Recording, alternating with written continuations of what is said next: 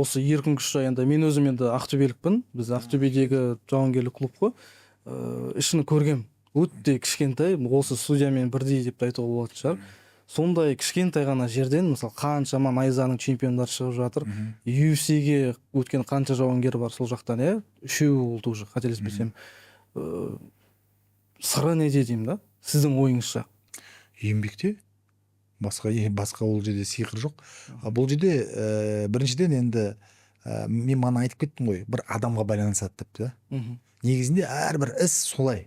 Мына жерде мықты бір бапкер болуы мүмкін, мына жерде мықты менеджер по продажам болуы мүмкін, мына жерде менеджер маркетинг бойынша бәрі мықты болуы мүмкін. Олар бір жерде жұмыс жасауы мүмкін, бірақ бұларды алып кететін, ары қарай бастарын біріктіріп жұмыс жасататын бір адам болу керек. Сондықтан бұл жерде лидер Айбек ағай, бұл сол жердің жаңағы секрет успехы сол ағай. Бәрін басын қосып, оның қалай айтсам болады, тәжірибесі де бар, оның